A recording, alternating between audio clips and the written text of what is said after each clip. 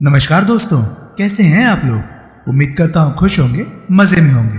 तो दोस्तों, जैसा कि आप जानते हैं, मैं इस चैनल पर लेकर आता हूँ नए नए ऑडियो बुक्स जो होते हैं कॉमिक्स से, नॉवल से और स्टोरीज से। अगर आपको ऐसे कंटेंट पसंद है तो प्लीज़ मेरे ऑडियो बुक्स को लाइक करें और चैनल को सब्सक्राइब करें, क्योंकि मैं ऐसे कंटेंट लाता रहता हूँ। तो चलिए दोस्तों, इसी नोट पर आज की वीडियो शुरू करते हैं। आज की वीडियो में मैं आपको सुनाने वाला हूँ मौत का नाच नॉवल का पार्ट 9। इसके बाकी के 8 पार्ट्स आप ऑलरेडी सुन चुके हैं, और अगर आपने नहीं सुने तो उनके लिंक्स आपको ऊपर आई बटन से मिल जाएंगे। तो चलिए दोस्तों, ज्यादा देरी किए बिना शुरू करते हैं मौत का नाच नॉवल का पार्ट 9। लेकिन इस बात की तस्दीक फिर भी उसके एक मातहत ने कर दी कि उस रोज 11:30 बजे की फ्लाइट से पटवर्धन माल लेकर दिल्ली रवाना हो चुका था। जोशी के बारे में उसने बताया था कि अभी थोड़ी देर पहले कहीं से एक ट्रंक कॉल आई थी, जिसे सुनते ही जोशी ने पहले कहीं फ़ोन करने की कोशिश की थी और फिर फ़ोन पटक कर आंधी तूफान की तरह वहाँ से कूच कर गया था। साबान, बखिया बोला, शांताराम के एक भाई का हमारे आदमी के साथ एक ही फ्लाइट पर मौजूद होना क्या महज इत्तेफाक हो सकता है। किसी के चेहरे पर आश्वासन के भाव न आए। तभी भड़ाक से कमरे का दरवाज़ा खुला और बगोले की तरह जोशी ने भीतर कदम रखा। सबकी निगाहें उसकी तरफ उठ गई। माल लुट गया, वहाँ हफ्ता हुआ बोला। क्या? संवेद स्वर में सबके मुंह से निकला। और हमारे आदमी और मुख्तियार सिंह के आदमी का दोनों का कत्ल हो गया है। जोशी, बखिया तीखे स्वर में बोला। हाँ साहब, जोशी बौखला ऐसा बोला। बैठ जाओ। जोशी बैठ गया। शांति से बताओ क्या हुआ है।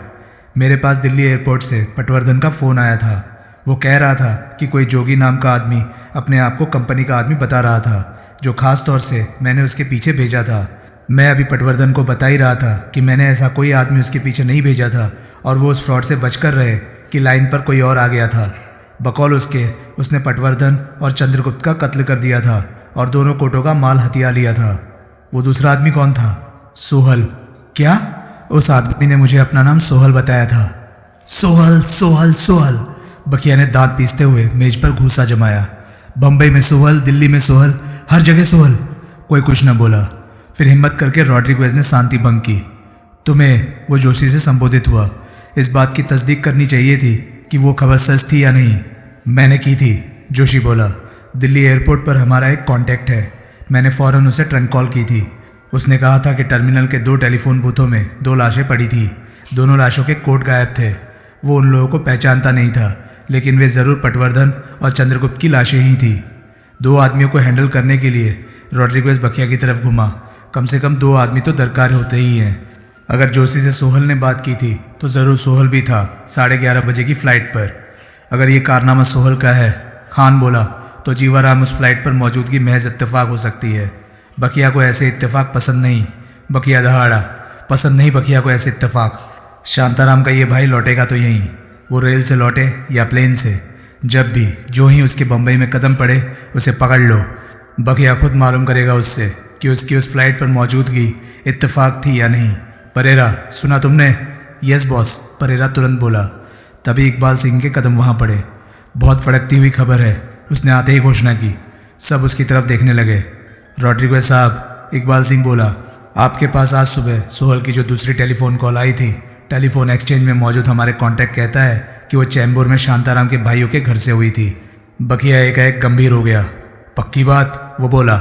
एकदम पक्की बात, इकबाल सिंह निश्चयात्मक स्वर में बोला। कॉल आए तो 4 घंटे हो गए हैं, रॉड्रिगेज बोला। ये बात अब तुम बता रहे हो? बात मुझे मालूम ही अब हुई है, इकबाल सिंह बोला। अभी 1 मिनट पहले ही तो टेलीफोन एक्सचेंज से फ़ोन आया है मेरे पास। हमारे कांटेक्ट ने मुझे फ़ौरन भी फ़ोन किया था, लेकिन इत्तेफाक से तब मैं फ़ोन पर उपलब्ध नहीं था। दूसरी कॉल के 15 मिनट बाद सोहल ने मुझे फिर फ़ोन किया था। क्या वो फ़ोन कॉल भी शांताराम के भाइयों के घर से ही की गई थी? नहीं, वो फ़ोन कॉल चैम्बूर के एक पोस्ट ऑफिस से की गई थी, और वो पोस्ट ऑफिस, इकबाल सिंह अपने कथन को नाटकीय पुट देने के लिए एक क्षण ठिठक कर बोला, शांताराम के भाइयों के घर से मुश्किल से 2 फरलांग दूर है। एकाएक बखिया उठ खड़ा हुआ। रॉड्री, वो कहर भरे स्वर में बोला। रॉड्रिगेज ने उसकी तरफ देखा। तुकाराम को यहाँ तलब करने की ज़रूरत नहीं, बखिया बोला। अब बखिया उसे कोई अमन शांति मार का बातचीत करना ज़रूरी नहीं समझता। अब उसे पकड़कर यहाँ लाओ। अब शांताराम के बाकी बचे सारे भाइयों पर कहर बनकर टूट पड़ो। ओके, रॉड्रिगेज बोला। फ़ोन की घंटी बजी। तुकाराम ने खुद उठकर फ़ोन उठाया। जीवाराम दिल्ली गया हुआ था और सोहल के साथ गए बालेराम और देवाराम अभी वापस नहीं लौटे थे।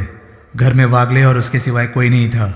वैसे चारों भाई विवाहित थे और बीवी बच्चों वाले थे। लेकिन जब से शांताराम के साथ साथ उसके परिवार का भी कत्ल हुआ था, तभी से उन्होंने अपने बीवी बच्चों को अपने गांव भेज दिया हुआ था। बम्बई में उनके परिवारों की खामखा गेहूं के साथ घुन की तरह पिसने की नौबत आ सकती थी। हेलो, वो माउथ पीस पर बोला। कौन?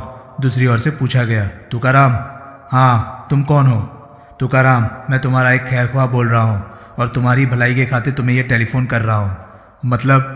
बखिया को पता लग गया है कि तुम मशहूर इश्तेहारी मुजरिम सरदार सुरेंद्र सिंह सोहल को पनाह दिए हो और तुम और तुम्हारे सारे भाई उसके मददगार बने हुए हैं। यह झूठ है। मन ही मन किसी अज्ञात आशंका से कांपता हुआ तुकाराम प्रत्यक्ष दिलेरी से बोला। देखो, झूठ सच का विश्वास मुझे दिलाने का कोई फ़ायदा नहीं और बहस में वक्त ज़ाया करने का ये मौका नहीं। तुम लोगों का सोहल से कोई रिश्ता नहीं, इस बात का बखिया को विश्वास दिलाने की कोशिश करने का भी कोई फ़ायदा नहीं। उसे विश्वास नहीं आने वाला।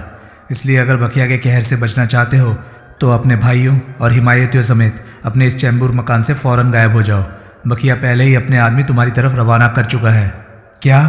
मैं हकीकत बयान कर रहा हूँ। अपने आप को खुशकिस्मत समझो कि आने वाले तूफान की खबर यूँ तुम्हें एडवांस में मिल रही है। तुम कौन हो ये भी बताऊंगा, लेकिन अभी नहीं। तो फिर कब? वक्त आने पर। कैसे? तुम मुझे अपना कोई ऐसा फ़ोन नंबर बता दो जिस पर तुमसे बात हो सकती है। मैं तुम्हें दोबारा फ़ोन करूंगा। हमें कैसे पता लगेगा कि वही आदमी दोबारा फ़ोन कर रहा है? हम आपस में एक कोडवर्ड फिक्स कर लेते हैं। क्या? लाल सूरज। ठीक है, नंबर बोलो। तुकाराम ने उसे एक टेलीफोन नंबर बता दिया। फिर एकाएक संबंध विच्छेद हो गया। तभी विमल और उसके दो भाई वहाँ पहुँचे। क्या हुआ? तुकाराम रिसीवर क्रेडिल पर पटकते हुए बोला। मेडाडोर में लाश नहीं थी। विमल दबे स्वर में बोला। मैंने पहले ही कहा था, तुकाराम बोला। फिर उसने सबको कोशिश शरणाई टेलीफोन कॉल के बारे में बताया। बखिया को पता कैसे लगा? बालेराम के मुंह से निकला। हो सकता है, तुकाराम बोला, हमारी पहले से निगरानी हो रही हो और हमें खबर ना लगी हो। वो टेलीफोन कॉल भी इस झमेले की वजह हो सकती है, देवाराम बोला, जो सुबह सोहल ने यहाँ से की थी। वो मेरी गलती थी, विमल ने कबूल किया। आप लोगों को मुझे टोकना चाहिए था। उस वक्त तुम बड़े खराब मूड में थे, तुकाराम बोला। तुम खफा हो सकते थे। अब हमें करना क्या चाहिए? देवाराम बोला। वो टेलीफोन कॉल चाहे हॉक्स हो, तुकाराम बोला।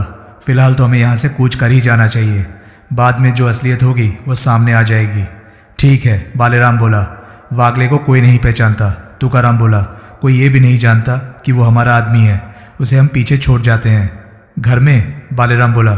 घर में नहीं, घर से बाहर, इलाके में। बखिया को अगर हमारी खबर लग गई है तो उसका कहर हर उस शख्स पर टूट सकता है जो कि यहाँ मौजूद होगा। वागले इस घर में अगर उन लोगों के हाथ पड़ गया तो कुम्हार का गुस्सा गधे पर उतरने वाली बात हो जाएगी। वागले को बुलाया गया और जल्दी जल्दी उसे सारी स्थिति समझाई गई। फिर वे फौरन वहाँ से कूच कर गए। तुकाराम के कथानुसार वर्सोवा में मछुआरों की बस्ती में उनका एक और ठिकाना था जहाँ फिलहाल वे पनाह हासिल कर सकते थे। वे नहीं जानते थे कि वे बाल बाल बचे थे। उनके वहाँ से कूच करते ही कंपनी के आदमियों से भरी 2 स्टेशन वैगन वहाँ पहुँची थी और मैक्सवेल परेरा खुद उनके साथ आया था। लेकिन तब तक पंछी उड़ चुके थे। बखिया का बम्बई में पहला लंच जॉन रॉड्रिगेज और अमीरजादा आफ्ताब खान की शिरकत में हुआ। लंच के बाद जब कॉफ़ी सर्व की गई तो बखिया ने खान की तरफ तवज्जो दी। खान, वो गंभीरता से बोला, तुम सुबह से बखिया को कुछ कहने की कोशिश कर रहे हो, ठीक? एकदम ठीक बखिया साहब, खान तनिक हौसले से बोला। अगर तुम सुलेमान की बाबत कुछ चाहते हो तो कुछ न कहना ही अच्छा होगा। जी? वो सक पकाया। बखिया अपने संगी साथियों की सलाह की कद्र करता है, लेकिन जो सलाह जबरन उस पर थोपी जाए उसका तलबगार बखिया नहीं। मैं जबरन कोई सलाह आप पर नहीं थोपने वाला था बखिया साहब। जानकर खुशी हुई। और सुलेमान की बाबत आपको सलाह देने की कोई कोशिश करना तो मेरी सख्त नालायकी और नामाकूलियत होगी। मन ही मन वो इस बात पर संतोष कर रहा था कि बखिया ने सुलेमान की बाबत अपना मूड पहले ही जाहिर कर दिया था, जिसकी वजह से उसने मुंह नहीं फाड़ा था और वो खामखा रॉड्रिगेज के सामने बेइज्जत होने से बच गया था। आज बखिया अपने बीमार भाई से मिलने कल्याण जाना चाहता था, लेकिन जनाब सुलेमान साहब के सदके यहाँ फैले हाहाकार की वजह से लगता है कि आज बखिया अपने भाई से नहीं मिल सकेगा और उसे उस चीज़ का तोहफा नहीं पेश कर सकेगा जो वो खास तौर से गोवा से लाया है। क्या चीज़? रॉड्रिगेज उत्सुक भाव में बोला। Wheel chair. बखिया के स्वर में तनिक गर्व का पुट आया। जो मैंने वहाँ के एक ऑटोमोबाइल इंजीनियर से खास तौर से बनवाई है। हर लिहाज से ऑटोमेटिक वो व्हील चेयर बखिया के भाई को अब काफ़ी नहीं तो कुछ तो बिस्तर से निजात दिला पाएगी। केवल बटनों की सहायता से अब बाज बहादुर उसे खुद चला सकेगा और बंगले के बाहर कदम रख सकेगा। बखिया का इकलौता सलामत भाई उम्र में उससे बड़ा था, लेकिन एक तो टांगों से लाचार हो चुका था और ऊपर से अक्सर बीमार रहता था। बम्बई से कोई 40 मील दूर कल्याण के एक खूबसूरत बंगले में वो अपनी ज़िंदगी के आखिरी दिन काट रहा था। आज कल्याण जाना मुमकिन नहीं होगा, बखिया बोला, लेकिन कल बखिया का डिनर अपने भाई के साथ होगा। कल शाम को आप कल्याण जाएंगे? खान ने तनिक हड़बड़ाए स्वर में पूछा। हाँ, शाम को बखिया के लिए कोई झमेला ना खड़ा किया जाए। 7 बजे बखिया यहाँ से रवाना हो जाएगा और 8 बजे वो कल्याण में अपने भाई के पास होगा। कल रात ही वापस लौट पाएंगे आप? रॉड्रिगेज ने पूछा। नहीं, बखिया बोला, परसों सुबह। रॉड्रिगेज ने सहमति में सिर हिलाया। शांताराम के भाइयों की कोई खबर? अभी कोई खबर नहीं, लेकिन खबर माकूल ही होगी। चैम्बूर अपने आदमियों को लेकर परेरा खुद गया है और जीवाराम की फिराक में एयरपोर्ट पर भी आदमी पहुंच चुके हैं। बढ़िया, बखिया संतुष्टिपूर्ण स्वर में बोला। जीवाराम अपने भाइयों जितना खुशकिस्मत साबित ना हुआ। उसको ये वार्निंग देने का इंतज़ाम तो उसके भाइयों ने किया था कि एयरपोर्ट से उसे चैम्बूर नहीं जाना था, लेकिन वो इंतज़ाम दुश्मन के मुकाबले के काबिल नहीं था। उन्होंने तो सपने में भी नहीं सोचा था कि कंपनी को मालूम था कि जीवाराम प्लेन द्वारा दिल्ली में गया हुआ था। मालूम होता तो उन्होंने जीवाराम से संपर्क स्थापित करने के लिए एक इकलौते आदमी को एयरपोर्ट पर ना भेजा होता। वो आदमी जीवाराम के टर्मिनल से बाहर निकलने का अब इंतज़ार ही कर रहा था कि कंपनी के प्यादों ने उसे टर्मिनल में ही धर दबोचा। जीवाराम गिरफ्तार हो गया। उसकी खातिर उसके भाइयों द्वारा वहाँ भेजे गए आदमी को इस बात की खबर तक ना लगी। वो यही समझा कि जीवाराम उस फ्लाइट से नहीं लौटा था। दिल्ली से आने वाली अगली फ्लाइट की प्रतीक्षा में वो एयरपोर्ट के बाहर जमा रहा। विमल के निर्देश पर देवाराम ने कार को मैरिन ड्राइव पर उस इमारत के सामने रोका जिसमें रतनलाल जोशी का फ्लैट था। कार से निकलकर वे इमारत में दाखिल हुए। अगर जोशी घर में हुआ तो? देवाराम ने शंका व्यक्त की। उम्मीद नहीं, विमल बोला। फिर भी हुआ तो देखा जाएगा। वे लिफ्ट में सवार हुए और 5वीं मंजिल पर पहुंचे। विमल ने जोशी के फ्लैट की कॉल बेल बजाई। कौन? भीतर से पूछा गया। हम कंपनी से आए हैं, विमल बोला। सुलेमान साहब ने भेजा है। जोशी साहब घर पर नहीं हैं। वे कब परेड के ऑफिस में भी नहीं हैं, इसलिए हमें यहाँ आना पड़ा। बात क्या है? सुलेमान साहब ने एक पैकेट भेजा है जो फ़ौरन जोशी साहब के पास पहुँचना निहायत ज़रूरी है। मैंने कहा ना, जोशी साहब घर पर नहीं हैं। कोई बात नहीं, हमारा काम आपसे भी चल सकता है। मेरे से? हाँ, वो पैकेट आप ले लीजिए। मैं कैसे ले सकती हूँ? आप जोशी साहब की बीवी बोल रही है ना? हाँ, तो पैकेट क्यों नहीं ले सकती आप? मुझे उन्होंने ऐसा कोई पैकेट लेने के लिए नहीं कहा हुआ। कैसे कहा होता? उन्हें क्या मालूम था कि कोई पैकेट आने वाला था? फिर भी मैं पैकेट नहीं ले सकती। वो पैकेट जोशी साहब के पास फ़ौरन पहुंचना निहायत ज़रूरी है। हम कंपनी के कफ परेड के ऑफिस में पहले ही कह आए हुए हैं कि जोशी साहब अगर वहां आए तो उन्हें बता दिया जाए कि पैकेट हम उनके घर में छोड़ रहे थे। अब अगर आपने पैकेट ना लिया तो बहुत गड़बड़ हो जाएगी। तुमने पैकेट ऑफिस में ही क्यों नहीं छोड़ा था? क्योंकि तब हमें जोशी साहब के यहाँ मिल जाने की उम्मीद थी। अब वापस ऑफिस चले जाओ। हमारे वापस वहाँ पहुँचने तक अगर जोशी साहब वहाँ से चल चुके हुए तो हम फुटबॉल की तरह मैरिन ड्राइव और कप परेड के बीच में ही उछलते रहेंगे। मैं पैकेट नहीं ले सकती। मुझे इस बारे में जोशी साहब ने कुछ नहीं कहा हुआ। ठीक है, हम वापस जाकर सुलेमान साहब को बोल देते हैं कि जोशी साहब की बीवी ने पैकेट लेने से इनकार कर दिया है। ठहरो, आप खोल रही है दरवाज़ा?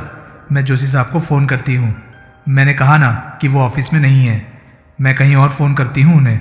तब तक हम यहाँ गलियारे में ही खड़े रहें? क्या हर्ज है? इतनी देर से खड़े हो, 2 मिनट और नहीं खड़े हो सकते? भीतर से आवाज़ आनी बंद हो गई। सत्यानाश, विमल होठों में बुदबुदाया। फ़ोन वाली बात तुम्हें सूझनी चाहिए थी। देवाराम धीरे से बोला। मुझे क्या पता था कि दरवाज़ा ही खोलने में ये औरत इतनी अड़ी करेगी। वो सीधे सुलेमान को भी फ़ोन कर सकती है और उससे पैकेट और हमारे बारे में भी पूछ सकती है। ये तो बड़ी गड़बड़ हो गई। ताला तोड़ डाले ना? गोली की आवाज़ सुनकर सारी बिल्डिंग यहाँ इकट्ठी हो जाएगी। तो तभी भीतर से जोशी की बीवी की आवाज़ आई। फ़ोन तो खराब पड़ा है। धनकरतार, विमल चैन की सांस लेता हुआ बोला। तो प्रत्यक्ष वो बोला, अब क्या इरादा है आपका? ठहरो, खोलती हूँ। और एक क्षण बाद दरवाज़ा खुला और चौखट पर एक अत्यंत सुंदर युवती प्रकट हुई। विमल बिना एक क्षण नष्ट किए उसे धकेलता हुआ अंदर घुस गया। देवाराम भी भीतर घुसा। अपने पीछे उसने दरवाज़ा बंद करके उसकी चिटकनी चढ़ा दी। युवती के चेहरे पर आतंक के भाव पैदा हुए। उसने चीखने के लिए मुंह खोला। खबरदार, विमल रिवॉल्वर निकालकर उसकी तरफ तानता हुआ बोला। युवती के गले से निकलने की तत्पर चीख गले में ही घुटकर रह गई। वो आतंकित भाव से कभी विमल को कभी देवाराम का मुंह देखने लगी। शोर मचाया तो विमल बड़े हिंसक भाव से बोला, गोली मार देंगे। तब तक देवाराम ने भी अपनी रिवॉल्वर निकालकर हाथ में ले ली थी। युवती खामोश रही। नंबर बोलो, विमल बोला। कौन सा? युवती हकलाई। कौन सा नंबर? सेफ का नंबर। 6 अंकों का वो नंबर जो तुम्हारा पति रोज़ तुम्हें टेलीफोन पर बताता है। मुझे नहीं पता तुम क्या कह रहे हो, तुम्हें सब पता है, नंबर बोलो जल्दी। मुझे नहीं मालूम। क्यों नहीं मालूम? मेरे पति पहले मुझे कोई एक नंबर बताया करता था, लेकिन अब नहीं बताता। अब क्यों नहीं बताता? मर्जी उसकी। अब क्या उसकी याददाश्त दुरुस्त हो गई है? मुझे नहीं मालूम। नंबर तो। विमल उसके चेहरे के सामने रिवॉल्वर की नाल को लहराता हुआ बोला, तुम्हें बताना पड़ेगा। कौन हो तुम? वो फुसफुसाई। हम तुम्हारे पति के बचपन के दोस्त हैं। तुम उसके दुश्मन हो? विमल हंसा। उसकी हंसी में भी ऐसा कहर था कि युवती के शरीर में झुरझुरी दौड़ गई। देखो, फिर वो उसे समझाता हुआ बोला, हमारी तुमसे कोई अदावत नहीं है। हम कतई नहीं चाहते कि हमारी वजह से तुम्हें कोई नुकसान पहुंचे, लेकिन ऐसा तभी हो सकता है जब तुम्हारा सहयोग नहीं हासिल हो। खामखा ढीठ बनकर दिखाओगी तो जान से हाथ धो बैठोगी। अब फटाफट जो पूछा गया है उसका जवाब दो। नंबर बोलो। बोलो नंबर। मुझे कोई नंबर नहीं मालूम, वो तनिक दिलेरी से बोली। विमल के दाईं तरफ दीवान पर एक बच्चे के लिए ही माकूल आकार के कंबल से लिपटा एक बच्चा पड़ा था। उसके इर्द गिर्द छोटी छोटी गद्दियाँ पड़ी थी, ताकि ऐसा ना हो कि वो करवट ले और दीवान से नीचे आ गिरे। तुम्हारा बच्चा है? विमल ने पूछा। हाँ, वो फंसे स्वर में बोली। लड़का? हाँ। विमल दीवान के पास पहुंचा। उसने हौले से बच्चे के गाल को छुआ और उसे पुचकारा। खूबसूरत है, विमल बोला, तुम्हारे जैसा। अच्छा हुआ सकल सूरत के मामले में बाप पर नहीं गया। उससे परे हट जाओ, युवती व्याकुल भाव से बोली, वो जाग जाएगा। ये लो। विमल फौरन दीवान से परे हट गया। पीछे क्या है? बेडरूम। वहाँ चलो। युवती को अपने आगे लगभग धकेलते हुए वे बेडरूम में पहुंचे। बेडरूम की एक विशाल खिड़की खुली थी और उसमें से मैरीन ड्राइव की खूबसूरत इमारतों की चौपाटी तक फैली कतार तथा नीचे मोटर ट्रैफिक से भरी हुई अर्धवृत्ताकार सड़क दिखाई दे रही थी। नंबर बता दो, विमल सहज भाव में बोला, जैसे उससे तारीख पूछ रहा हो। मैं नहीं जानती। ये तुम्हारा आखिरी फैसला है? मैं नहीं जानती। ये जवाब तुम ये समझ कर दे रही हो कि इस मामले में तुम्हारी खामोशी तुम्हारी जान ले सकती है? जो बात मैं जानती ही नहीं वो मैं बता कैसे सकती हूँ? शायद जानती हो। नहीं जानती। बेहतर। विमल बेडरूम से बाहर निकल आया। वो वापस लौटा तो उसकी गोद में कंबल में लिपटा बच्चा था। बच्चे को वो अपनी छाती से लगाए बाएं हिलाकर झुला रहा था और पुचकार रहा था। वो खुली खिड़की के समीप पहुंचा। एकाएक उसने बच्चे को थामे अपने दोनों हाथ खिड़की से बाहर निकाल दिए। नंबर बोलो, वो कहर भरे स्वर में बोला, नहीं तो बच्चे को खिड़की के बाहर फेंक दूंगा। ऐसा न करना, युवती आतंकित भाव से बोली, भगवान के लिए ऐसा न करना। नंबर बोलो। मैं नहीं जानती। इसे मजाक मत समझो। विमल आग्नेय नेत्रों से घूरता हुआ गुर्राया।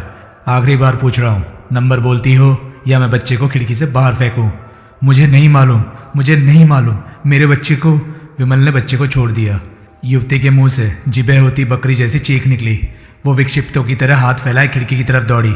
विमल ने उसे पकड़कर वापस न धकेल दिया होता तो वह जरूर अपने बच्चे के पीछे खिड़की से बाहर कूद गई होती। विमल के धक्के से वो पीछे फर्श पर जाकर गिरी। युवती उठी और चेहरे पर बड़े वहशी भाव लिए फिर खिड़की की तरफ लपकी। मेरा बच्चा, मेरा बच्चा, वो बिलख रही थी। मेरा बच्चा। विमल ने उसकी कमर में दोनों हाथ डालकर उसे खिड़की से परे किया और फिर वापस धकेला। वो फिर धड़ाम से फर्श पर गिरी। तभी बाहर ड्राइंग रूम से बच्चे के रोने की आवाज़ आई। रोती बिलखती माँ को जैसे सांप सूंघ गया। देवाराम ने सख्त हैरानी से पहले ड्राइंग रूम की ओर फिर विमल की ओर देखा। ये कैसी आवाज़ है? वो बोला। बच्चे की रोने की आवाज़ है, विमल बोला। और कैसी आवाज़ है? देवाराम ड्राइंग रूम में पहुंचा। बच्चा दीवान पर सही सलामत मौजूद था। केवल उसका नन्हा सा कंबल और उसके नन्हे नन्हे तकिए उसके इर्द गिर्द नहीं दिखाई दे रहे थे। बच्चा यहाँ कैसे पहुँच गया? देवाराम मंत्रमुग्ध स्वर में बोला। पहुँच गया, विमल बोला। शुरू से यहीं था। मैंने तो सिर्फ उसके 2 तकियों को कंबल में लपेट कर उठाया था। ओह! माँ अभी भी सकते की हालत में उकड़ू सी फर्श पर बैठी थी। शायद वो फैसला नहीं कर पा रही थी कि वो अपनी आंखों पर विश्वास करे या कानों पर। इसे नंबर नहीं मालूम, देवाराम बोला। इसे नंबर शर्तिया मालूम है, विमल बोला। मुझे इस बात की पहले से गारंटी ना होती तो मैं भी यही समझता कि इसे नंबर नहीं मालूम। अगर इसे नंबर मालूम है तो तुम्हें बच्चा खिड़की से बाहर फेंकने को तैयार देखकर ये नंबर बोली क्यों नहीं? क्योंकि इसे विश्वास नहीं था कि मैं बच्चे को सचमुच खिड़की से बाहर फेंक दूंगा। कहीं इसे मालूम तो नहीं था कि कंबल में बच्चा नहीं था। तुम्हें मालूम था? नहीं। तो फिर इसे क्या जादू की जोर से मालूम होना था? देवाराम खामोश हो गया। विमल ड्राइंग रूम में गया और बच्चे को उठा लाया। उसकी गोद में आते ही बच्चे ने रोना बंद कर दिया। अब ये नंबर बताएगी? देवाराम संदिग्ध भाव में बोला। ज़रूर बताएगी, विमल निश्चयात्मक स्वर में बोला। अब इसे दिखाई जो दे गया है, मैं बच्चे को खिड़की से बाहर फेंक देने जैसी बेरहमी दिखा सकता हूँ। युवती बरसों की बीमार की तरह उठकर अपने पैरों पर खड़ी हुई। विमल ने बच्चा उसकी तरफ बढ़ाया। युवती ने भावभिन्न होकर बच्चे को अपने गोद में लेने के लिए हाथ बढ़ाए तो विमल ने बच्चे को उसकी पहुंच से परे कर लिया। बच्चा आपका सलामत है, विमल सर्द स्वर में बोला। मैंने खिड़की से बाहर बच्चे को नहीं, उसके कंबल में लिपटे तकिए को फेंका था। लेकिन अगली बार आप इतनी खुशकिस्मत नहीं होंगी। अगर आप अब भी खामोश रही तो मैं सचमुच बच्चे को खिड़की से बाहर फेंक दूंगा। 1 सेकंड में फैसला कीजिए, मुझे नंबर बताना है या नीचे फुटपाथ पर से खिल खिल हुई अपने बच्चों की हड्डियां बोटियां बीननी है। मेरा बच्चा मुझे दे दो, वो फुसफुसाई। क्यों नहीं, फ़ौरन लीजिए, फ़ौरन से पेशतर लीजिए, लेकिन पहले नंबर बोलिए। और इसके बाद मुझे नहीं मालूम जैसा कोई भी जवाब मजाक में भी आपकी ज़ुबान से निकला तो समझ लीजिए बच्चा गया। Now number please. 353465, वो कांपती आवाज़ में बोली। गलत नंबर बताकर आप वक्ती तौर पर तो अपने बच्चे की जान बचा लेंगी, लेकिन 353465, उसने नंबर दोहराया। मुझे आपकी बात पर विश्वास है, शुक्रिया, संभालिए अपना बच्चा। युवती ने व्यग्रता से हाथ आगे बढ़ाए। विमल ने बच्चा उसे थमा दिया। युवती ने बच्चे को अपने कलेजे के साथ भींच लिया। उसने आंखें बंद कर ली और उसकी बंद आंखों से झरझर आंसू बहने लगे। वैसे, विमल बोला, ये मेरे पास भी ऐसा खुश था जैसे अपने मामा की गोद में हो। युवती ने आंखें खोली। उसने विमल की ओर देखा। आंसू से डबडबाई उसकी आंखों में हैरानी का भाव था। विमल मुस्कुराया। इतना तो आप समझती होंगी, वो बोला, कि हमारे यहाँ से कूच करते ही आपने बच्चे के बाप को फ़ौरन करके सारा वाक़या नहीं कह सुनाना है। फ़ोन ख़राब है, वो बोली। इस वक्त ख़राब है, लेकिन ज़रूरी नहीं कि बाद में भी ख़राब रहे। और फिर बड़ी इमारत में ये इकलौता फ़ोन तो होगा नहीं। इकलौता फ़ोन हो भी तो आप हमारे पीठ फेरते ही खुद भी तो टैक्सी पर सवार होकर कहीं भी पहुंच सकती है। मैं कहीं नहीं जाऊंगी, आप जा सकती है, लेकिन हम भी वापस लौट सकते हैं आपके पास, आपके बच्चे के पास। युवती बच्चे के ऊपर यूं दोहरी हो गई जैसे उसे विमल की परछाई से भी बचाना चाहती हो। मैं कहीं नहीं जाऊंगी, वो बोली। मैं कुछ नहीं करूंगी। I believe you, thanks. दोनों फ्लैट से बाहर निकले। तुमने कर दिया होता? कार में देवाराम ने विमल से पूछा। क्या? विमल बोला। तुम जानते हो क्या, वो बच्चा, उसे फेंक दिया होता तुमने खिड़की से बाहर। हमारा मतलब हल हो गया या नहीं? हो तो गया, लेकिन फ़र्ज़ करो ना होता। फ़र्ज़ करो वो अब भी ना बताती नंबर। उसने बताया है। फ़र्ज़ करो ना बताती तो तुमने कर दिया होता बच्चे का काम। विमल ने उत्तर ना दिया। जवाब दो, देवाराम ने जिद की। नहीं, विमल बोला। सच कह रहे हो? हाँ, चाहे एक किसी बात पर नीलम की जान चली जाती। विमल ने घूर कर उसे देखा। नीलम की जान चली जाती से क्या मतलब? वो बोला। उसकी जान तो जा चुकी है। अगर ना जा चुकी होती और इसी बात पर नीलम की जान निर्भर होती तो भी क्या तुम बच्चे को ना फेंकते? नहीं। जानकर खुशी हुई। देवाराम गहरी सांस लेकर बोला। मेरे मन में तुम्हारे लिए सम्मान कई गुना ज़्यादा बढ़ गया है। विमल मुस्कुराया। मैं तुम्हें नीलम से मिलवाऊंगा, देवाराम दृढ़ स्वर में बोला। क्या? विमल अचकचा कर बोला। तुम मुर्दे को जिंदा कैसे कर दोगे? शायद वो ना मरी हो, लेकिन तुम्हारे भाई तो कहते हैं। तुम्हारे भाई क्या, तुम खुद भी तो कहते हो कि नीलम, हम किसी दूसरे की बात पर विश्वास करके ऐसा कह रहे हैं। हो सकता है हमारे भेदिए से भूल हुई हो। अगर नीलम मर चुकी होती तो कंपनी को उसकी लाश भेज देने से क्या गुरेज था? बकौल तुकाराम, वे लाश को तो पहले ही ठिकाने लगा चुके थे, तो वे ऐसा कह सकते थे। नीलम को जिंदा बताने में उन्हें कौन सा अतिरिक्त फ़ायदा है जो उसे मर गया करार देने से उसे ना होता? दोस्त, तुम मेरे मन में एक नई उम्मीद जगा रहे हो, एक नामुमकिन उम्मीद बंधा रहे हो तुम मुझे। देवाराम खामोश रहा। फिर तो मुझे, विमल धीरे से बोला, कंपनी के खिलाफ छेड़ा अपना जिहाद बंद कर देना चाहिए। नहीं नहीं, देवाराम हड़बड़ाकर बोला। उसे तो उल्टे दोबाला कर देना चाहिए। शायद बेपनाह मार खा चुकने के बाद ही बकिया ये कबूल करेगा कि नीलम जिंदा है और उसे तुम्हारे हवाले करेगा। देवा, हाँ, आज तुम बहुत रहस्यमयी बातें कर रहे हो। छोड़ो, एक बात बताओ। पूछो। जोशी की बीवी को यूं आज़ाद छोड़कर तुमने अच्छा किया? तुम्हें कैसे विश्वास है कि वो जोशी को सचेत करने की कोशिश नहीं करेगी? अगर उसने जोशी को बता दिया कि तुम जबरन उससे नंबर कबुलवा चुके हो तो जोशी कंप्यूटर पर उस नंबर को ही कैंसिल कर देगा। फिर इतनी शिद्दत से जाना वो नंबर तुम्हारे किस काम रह जाएगा? उल्टे वे लोग ये जान जाएंगे कि तुम उनके कौन से पहलू को अपना अगला निशाना बनाने की फिराक में हो, और फिर ऐसे सावधान हो जाएंगे कि तुम्हारा कब परेड के पास भी फटकना मौत को दावत देना होगा। तुम्हारी तमाम बातें सही हैं, लेकिन मुझे विश्वास है कि जोशी की बीवी खामोश बैठेगी। क्यों विश्वास है? क्योंकि मुझे इंसानी फितरत पर विश्वास है। क्योंकि मेरा वास्ता जोशी की बीवी की सूरत में एक इंसान की बच्ची से था, बखिया के ओहदेदारों जैसे किसी हैवान से नहीं। जैसे मैं बच्चे को खिड़की से नीचे नहीं फेंक सकता था, वैसे ही वो जोशी को आगाह करके बच्चे की जान को फिर से खतरे में नहीं डाल सकती। देवाराम खामोश हो गया, लेकिन उसकी सूरत बता रही थी कि वो आश्वस्त नहीं हुआ था। जीवाराम को होटल के तहखाने में बकिया के सामने पेश किया गया। एक तो वो तहखाना ही बुरे लक्षणों की तरफ इशारा था, ऊपर से जोजो वहाँ मौजूद था, और रही सही कसर खुद बकिया की मौजूदगी ने पूरी कर दी थी। बकिया और जोजो के अतिरिक्त वहाँ मौजूद लोगों में से जॉन रॉड्रिग्वेज, आफ्ताब खान और इकबाल सिंह को पहचानता था। उनके अलावा वहाँ ओहदेदार केवल एक मैक्सवेल परेरा ही था, जिसकी सूरत से जीवाराम वाकिफ नहीं था। प्यादे वहाँ कई थे। परेरा जीवाराम की मुकम्मल तलाशी ले चुका था। उसे ये देखकर तनिक मायूसी हुई थी कि जीवाराम के पास से न हेरोइन बरामद हुई थी, न सोने के बिस्किट। परेरा बकिया को बता चुका था कि चैम्बूर में शांताराम का कोई भी भाई उन्हें नहीं मिला था। अलबत्ता वो वहाँ बड़ा सख्त पहरा बिठा आया था। किसी को भी वहाँ कदम रखते ही उनकी गिरफ्त में आ जाना लाजमी था। शांताराम के तुकाराम सहित 3 भाइयों की अपने घर से गैर हाजिरी को उन्होंने महज इत्तेफाक माना हो, ऐसा नहीं था। बकिया इस संभावना को भी नज़रअंदाज नहीं कर रहा था कि शायद शांताराम के भाइयों का कोई भेदिया उनके कैंप में हो और उन्हें आने वाले खतरे से आगाह कर दिया हो। बकिया कुछ क्षण खा जाने वाली निगाह से जीवाराम को घूरता रहा। लगता है, फिर वो बोला, शांताराम और उसके कुनबे की मौत से तुम बाकी भाइयों ने कोई सबक नहीं लिया है। अब जीवाराम दबे स्वर में बोला, क्या भूल हुई बकिया साहब? बकिया के दुश्मन का मददगार बनने का अंजाम जानता है? जानता हूँ। तेरे भाई भी जानते हैं, वे भी जानते हैं। फिर भी तुम लोगों ने सोहल को पनाह दी। ये हम पर झूठा इल्ज़ाम है। सोहल से हमारा कोई वास्ता नहीं। वो आज सुबह चैम्बूर में तुम लोगों के घर पर नहीं था, हरगिज़ भी नहीं था। हमारे घर पर उसका क्या काम? वो क्या कोई हमारे सगे वाला है? हरामजादो! बकिया एक ही गाली में उसके वहाँ से अनुपस्थित भाइयों को भी लपेटता हुआ बोला। उसे बकिया के खिलाफ सिर उठाता पाकर और एक आध छोटी मोटी कामयाबी हासिल करता पाकर तुम उसे अपना सगे वाला बनाने की कोशिश कर रहे हो। ये एक झूठा और बेबुनियाद इल्ज़ाम है जो कि बकवास बन। बकिया दहाड़ा। जीवाराम ने फौरन होंठ भींच लिए। आज सुबह सोहल ने कंपनी में जो टेलीफोन कॉल की थी उस टेलीफोन से हुई थी जो तुम्हारे घर में लगा हुआ है। तुम लोगों ने उसे अपने घर पर पनाह नहीं दी हुई तो ऐसा क्यों कर मुमकिन हुआ? मैं इस बारे में क्या कह सकता हूँ? मैं तो सिर्फ इतना जानता हूँ कि सोहल ना हमारे घर पर है, ना हमारे टेलीफोन तक उसकी पहुँच है। झूठ, बकवास! बकिया साहब, रॉड्रिग्वेज धीरे से बोला, ये शांताराम का भाई है। ये क्या अपनी ज़ुबान से कबूल करेगा कि सोहल इन लोगों के घर में है? करेगा, ज़रूर करेगा। क्यों नहीं करेगा? ये जानता नहीं है क्या कि ये कहाँ खड़ा है और कौन इससे सवाल कर रहा है? रॉड्रिग्वेज चुप हो गया। उसे जीवाराम से ऐसी जवाब तलबी वक्त की बर्बादी लग रही थी। आज दिल्ली क्या करने गया था?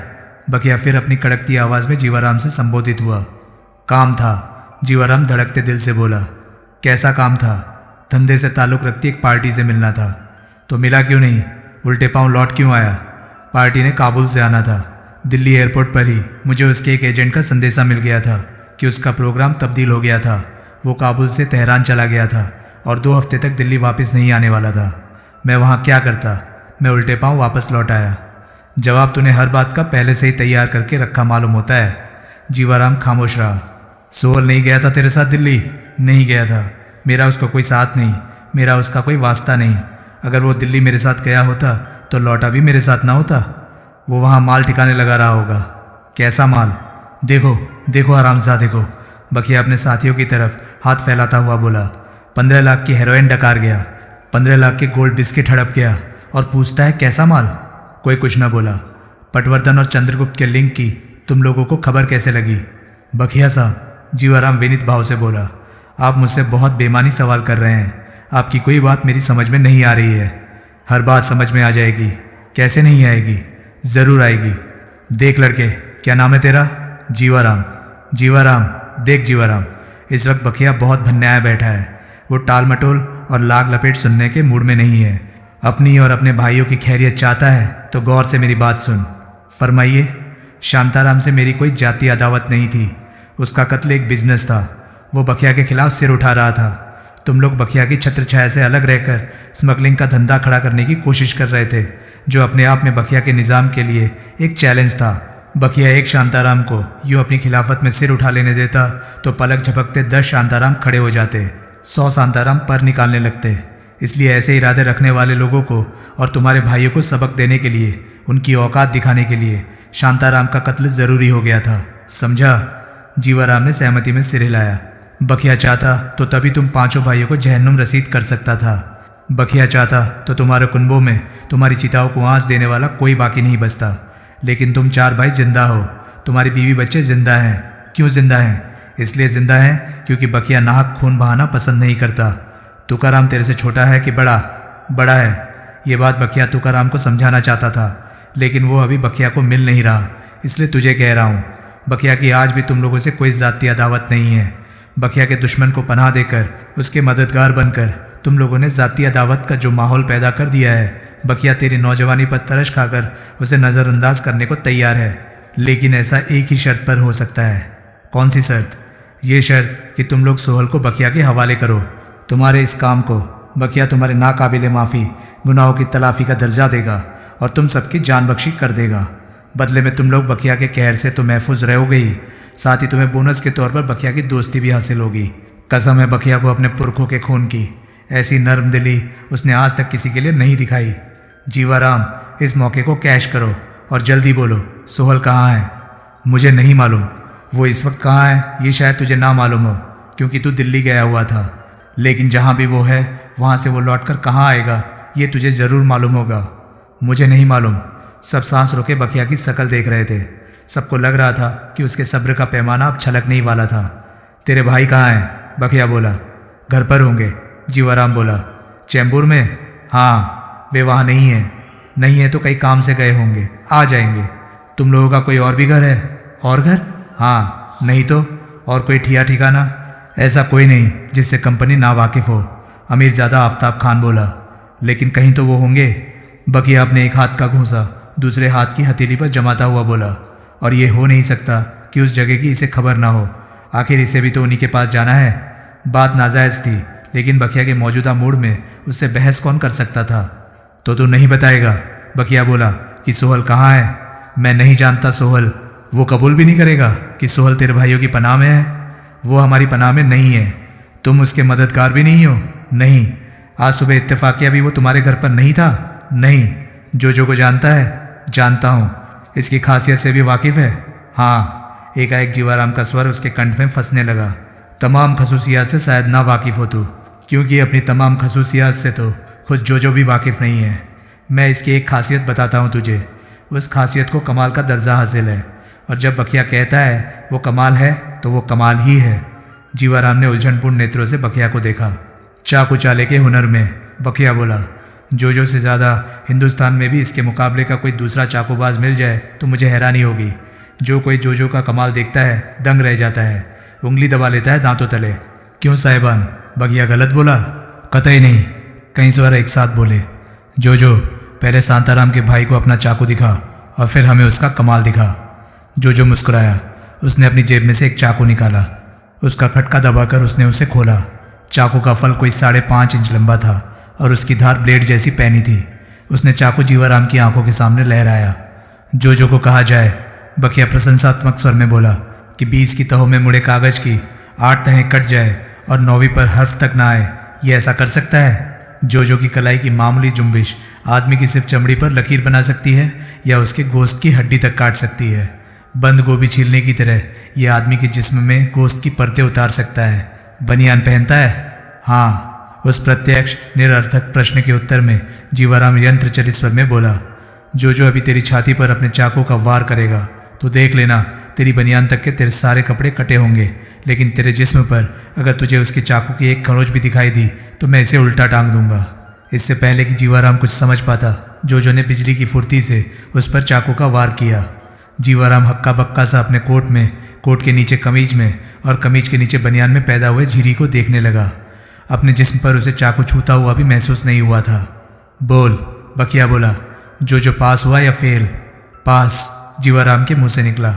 बढ़िया, अब ऐसा ही वार ये तेरे जिस्म पर करेगा, लेकिन अगर तेरी पसली से इसका चाकू टकराया या तेरी पसली तक तेरा गोश्त ना कटा तो तब भी इसकी खैर नहीं। जो का दूसरा वार भी यूं हुआ जैसे बिजली चमककर गायब हो गई हो। जीवाराम के मुंह से एक चीख निकली। वो हक्का बक्का सा अपने कपड़ों पर एकाएक बह आए खून को देखने लगा। खून देखकर ही वो कह सकता था कि वार उसके जिस्म को काट गया था, अन्यथा अभी तक उसे दर्द की अनुभूति नहीं हुई थी। दूसरे वार ने उसके कपड़ों में कोई नई झिरी नहीं बनाई थी। दूसरा वार पहले वार वाली जगह के ऐन ऊपर हुआ था। बोटी बोटी काट डालो हरामजादे की। बकिया यूं दहाड़ा कि तहखाने की दीवारें कांप गई। गोश्त का एक छिचड़ा ना बचे कुत्ते के पिल्ले की हड्डियों पर। जोजो ने खुश होकर यूं जोर का अट्ठास किया जैसे उसे अपना पसंदीदा काम मिल गया हो। उसने चाकू को जीवाराम की आंखों के सामने चमकाया। आतंकित जीवाराम तुरंत 2 कदम पीछे हटा, लेकिन तभी उसके पीछे खड़े प्यादों ने उसे दबोच लिया। उन्होंने आनन फानन उसके जिस्म के सारे कपड़े उधेड़ दिए और उसकी दोनों कलाइयाँ उसकी पीठ के पीछे बांध दी। फिर उसके दोनों टखनों को हुक के साथ उल्टा लटका दिया। जोजो ने उसके उल्टे लटके जिस्म को यूं हरकत दी जैसे वो बॉक्सरों का पंचिंग बैग हो। जीवाराम का उल्टा लटका शरीर घड़ियाल के पेंडुलम की तरह से दाएं बाएं झूलने लगा। फिर चाकू का एक नपा तुला वार जीवाराम के जिस्म पर हुआ। वो जोर से चीखा, फिर वार, फिर चीख, फिर वार, फिर चीख। जीवाराम तड़प रहा था और गला फाड़ फाड़ कर चीख रहा था, लेकिन उसकी हौलनाक चीखों की आवाज़ तय खाने की साउंड प्रूफ दीवारों से टकराकर लौट आती थी। चेहरे पर वार न हो, उसकी चीखों के बीच में बखिया की चेतावनी गूंजी, वरना इसके भाई इसकी लाश कैसे पहचानेंगे। जोजो का चाकू वाला हाथ हवा में लहराता रहा। जीवाराम की हृदय विदारक चीखों से तहखाना गूंजता रहा। तो दोस्तों, ये था मौत का नाच नॉवल का पार्ट 9। आपको ये पार्ट कैसा लगा प्लीज़ अपनी राय कमेंट सेक्शन में मुझे ज़रूर बताएं। और हाँ, अगर आपको मेरे वीडियोस पसंद आ रहे हैं तो प्लीज़ उन्हें लाइक करें और चैनल को सब्सक्राइब करें, क्योंकि मैं ऐसे कंटेंट लाता रहता हूँ। तो चलिए दोस्तों, मैं मिलता हूँ अब आपसे अगली वीडियो में। तब तक के लिए नमस्कार, गुड बाय, सेफ रहिए, खुश रहिए, मज़े करिए।